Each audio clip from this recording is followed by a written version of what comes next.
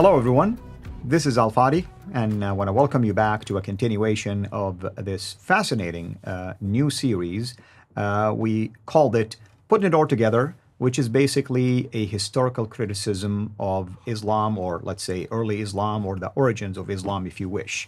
And in the last at least couple of episodes, we talked already about what does that mean, and also last time we talked about what we called the standard Islamic narrative.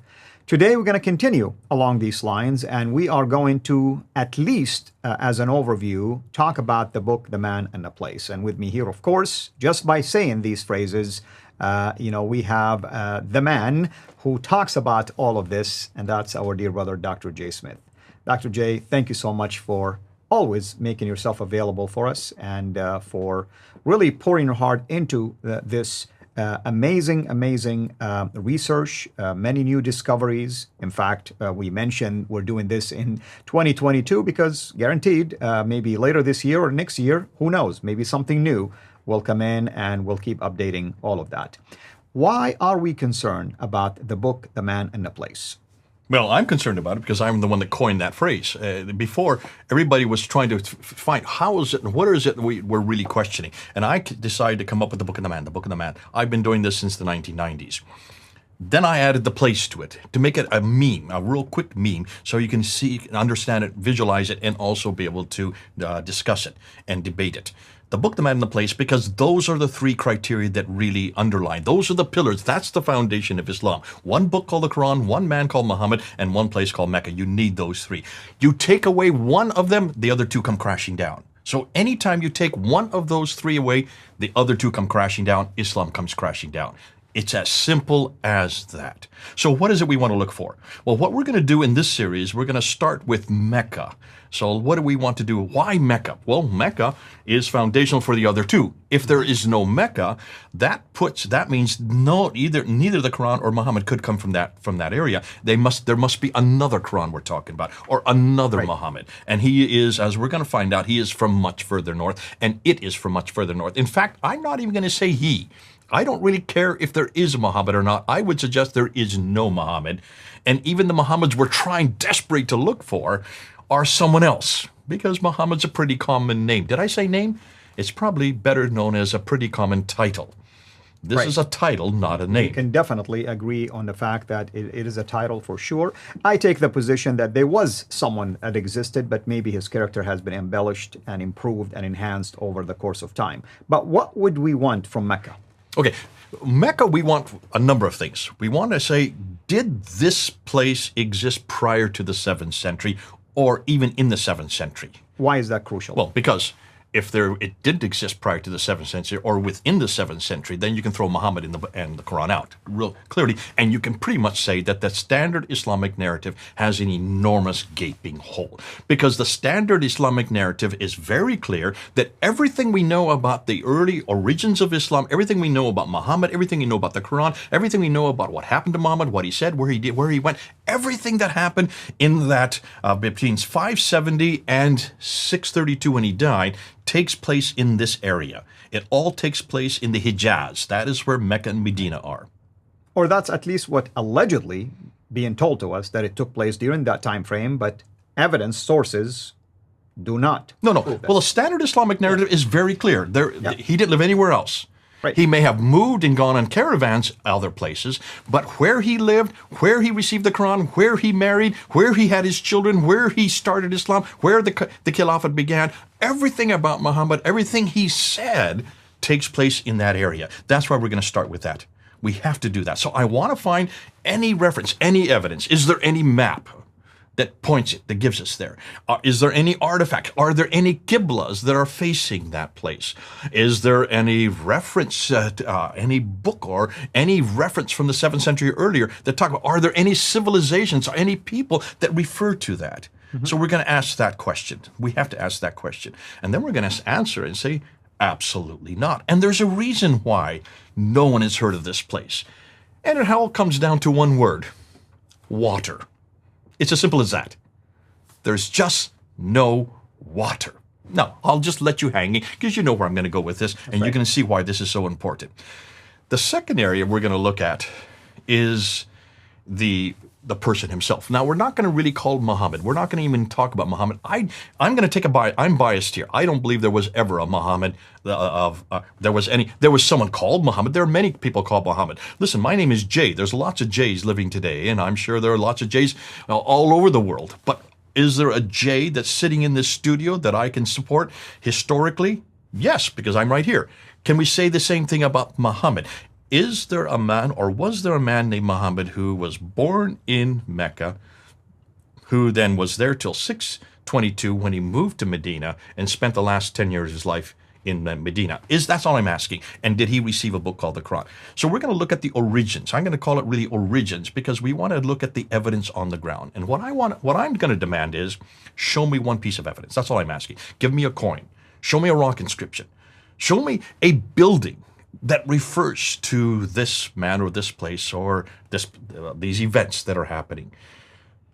That's the second one that I want to look at. And that's extremely important, by the way, because remember, I grew up believing in a man by the name of Muhammad, born specifically in 570 at a historical event that took place, the elephant, basically, or the year of the elephant and the incident that took place at that time. And then in 610, he was in a cave. He received his revelation. And that continued for at least 13 years in Mecca. And then he migrated to Medina the last 10 years. I mean, these are specific time frames that I grew up believing in. But yet, like you stated it correctly, when we look at the sources to back it up, we don't have enough sources to back it up. I'm not aware of any that can pinpoint these exact dates for us. If you look at the Sirah, for instance, you look at the Hadith collection, and you look at the Tafsir and all that kind of stuff. Everything is later. And also troubling to me is that it points north, not south. Okay, so here's what the question I'm going to ask.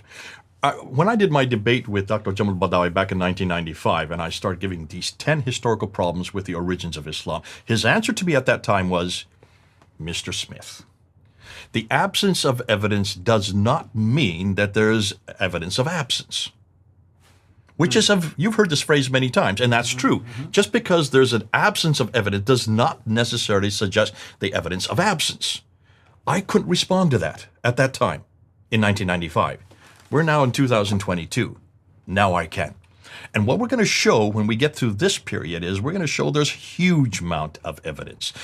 And we're going to show you what the evidence is. But what we're looking for 5 things. We're looking for a book called the Qur'an. We're looking for a man named Muhammad. We're looking for people called Muslims. We're looking for a religion called Islam. And we're looking for a city called Mecca. Those are the 5 things I want to ask. And I want to see if they exist, if there's any evidence for those 5 things. If there's no evidence for those 5 things, because those are the 5 things that make up Islam or the origins of Islam, then I was going to turn that on its head, that whole phrase on its head, and says, now you Muslims, you now have no evidence. So the absence of evidence, in your case, does it suggest the evidence of absence? I would suggest that you've got this problem, no longer me.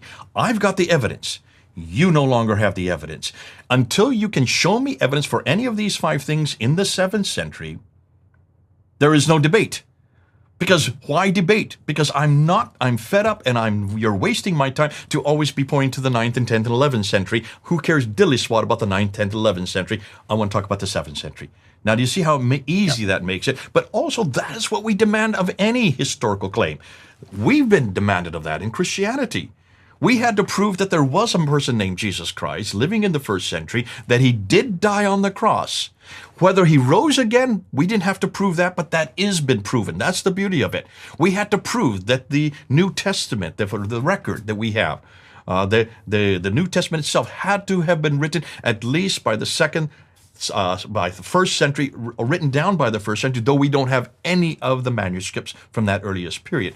So that's why we then had to, by doing that, since the last 200 years, we have been doing that. And that's why, since we've done it, I'm going to demand it of Islam. I will demand that of any religion that makes historical claims. In the last 2 minutes of this, let's talk about the last piece, which is what would you want from the Qur'an, the book? This is the biggest one, and that's why I'm leaving it to last.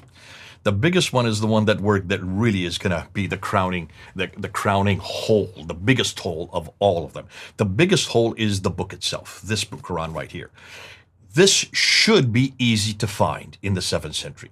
There should be a litany of manuscripts because the Muslim traditions do say it. The standard Islamic narrative is very clear that this book was compiled and written down in its final form in 652 by Uthman.